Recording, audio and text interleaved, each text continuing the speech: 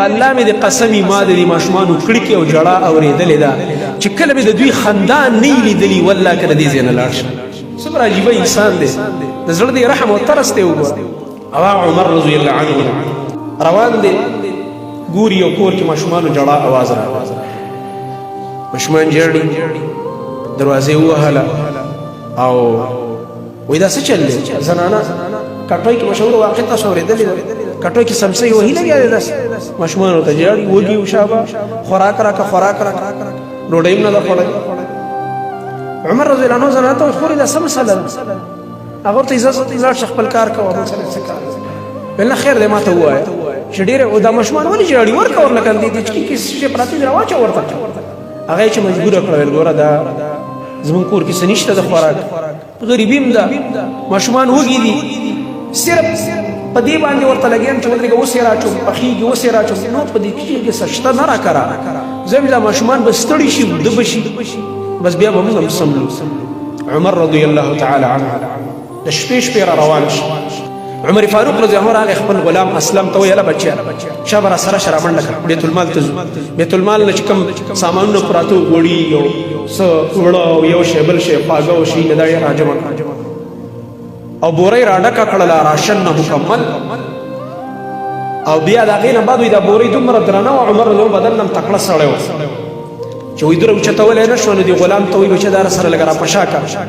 هغه ورته وایي دا ما ته را پشا کړه زه خادم یم ستاسو. وایي نه نه د دې امت ذمواري په ما باندې ده، تپوس به زما نه کېږي. عجیبه انسان په خپل املا باندې به بورۍ ګرځوي.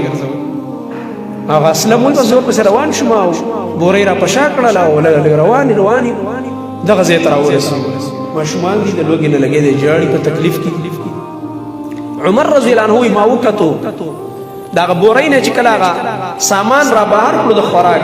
هغه وړه وړي وغیره او چې هغه زمانې کوم طریقه باندې حلوا وه د هغه وخت هغه حلوا یې باندې کړله دې ماشومانو له اوس خوراک پخوي په خپلې پخوي. اسلم وایي ما کتل د شپې په دې تیاره کې عمر رضی الله تعالی عنه دې اور نه چې کله پوټي ورکول ځکه ګیس میس خو نو ګیس خو اوس هم نشته نه د بجلي شته دغه حال دی مونږ په دې جدید دور کې هم دغسې یو خو هغه زمانه کې خو بیخي نه نو چې کله به دا پوکې دې اور له ورکه نو د دې لرګو او دا کومه خزله چې پکې پرته وه د سوځېدو دپاره په دې نغري کې د دې دا ګندونه به د په دې ګیره کې ورنښته د عمر رضی الله عنه. الله اکبر خزلې پوکې چې ورکې خزله راوچتېږي د دې یرې نه د یرې دا خزلې بیا په دې ګیره کې نښتې او پوکي وال اورې بار بار را تازه کوو ځان ته.